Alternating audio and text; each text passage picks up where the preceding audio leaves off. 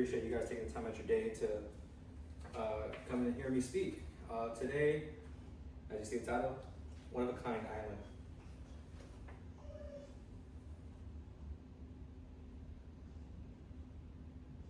So when you hear the word island, what first comes to mind?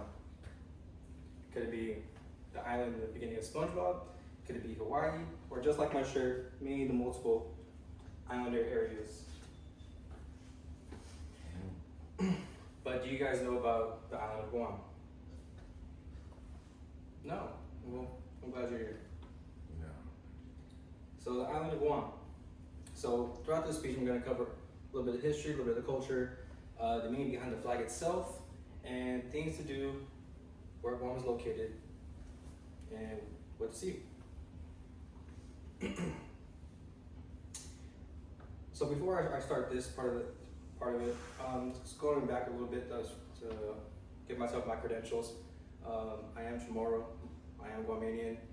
My grandparents did originate from Guam, and then they moved to California back in the early 70s, I believe. So it's really interesting to learn about Guam. I've never been there, but I do hope one of these days to actually go and actually doing a lot of the history and research on Guam actually kind of piqued my interest a lot due to the fact that I was able to see what Guam was actually about, not just what it is now, the nice, beautiful island that it is. So for here, we have the history of Guam. It's located in the Micronesia region, east of the Philippines. So they're not really sure where people from Guam actually came from, but they had a general idea that they came from Taiwan, the Philippines, and migrated to the east, which was Guam. That was roughly about 500 to 800 AD, so it was a long time ago when Guam was first inhabited. And then first person to sit there and discover and claim Guam was Ferdinand Magellan.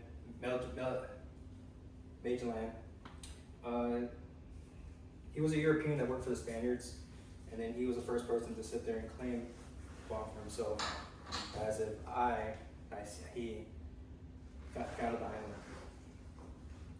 So the population of Guam, as it is now, is about 168,999, as compared to population in 1955, where the population was sitting at a low at 64,078.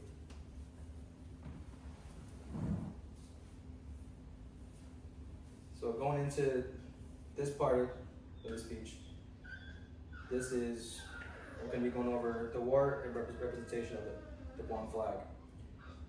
So the first Battle of Guam took place in 1941. The second one took place in 1944. So that was during World War II. So the first Battle of Guam was actually invaded by Japan. Japan actually won, which took Guam. And in the second battle, the U.S. won Guam over.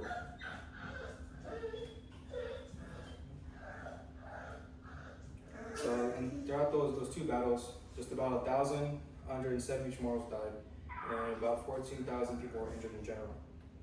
So the reason why this takes such importance for the flag is due to the fact that, so the red trimming around the flag itself is tribute to those during World War II. So throughout the first battle, since Guam lost, Japan was really messed up to those that lived in the island. Slave camps, beating them, just doing a whole bunch of things to make their life hell.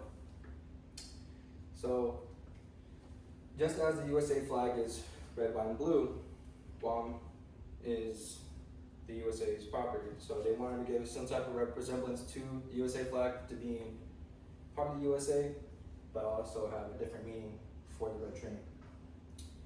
And Guam didn't become a part of the U.S. until 1898, after the Spanish-American War. So as you see itself, majority of the flag is blue. So the blue in general represents the ocean itself. And The seal, as you see right here in the middle, represents a sling stone, which is actually a weapon that was used for the native folk in the earlier days. Not just the sling stone, but it also represents the island of Guam. Since the island of Guam is surrounded by vast amounts of ocean, it was perfect for the flag.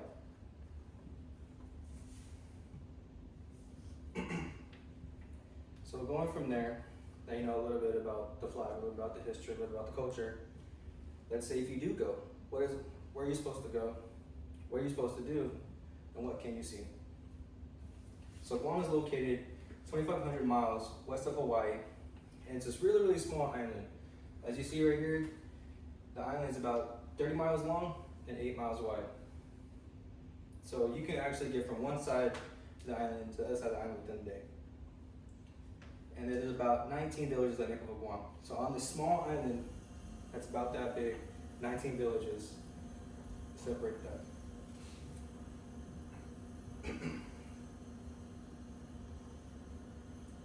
So within those 19 villages, each village has a whole bunch of different murals that kind of stand out in each village.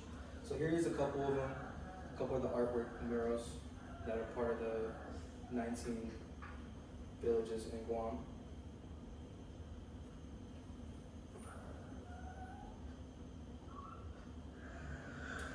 So continue on with that. So Guam, it's a small island, but there's a lot of jungle. So you can actually go hiking throughout the jungles, you can actually zip line throughout the jungles, or you can go to beaches, which is basically everywhere you go on Guam. But this beach right here is Tumon Beach. This is the nicest beach that Guam has to offer. Those who want to see, those who want to visit. And then as well as, you see people paddle boating right here, or paddle sailing. You can actually go to the coral reefs, you can swim, you can snorkel. It's a lot of nice things to see in there. And then as well as, they actually have the Pacific National Historical Park. That's actually tribute to those back in World War II. So a lot of Guam that has to do with a lot of like the wars, everything else in this past time.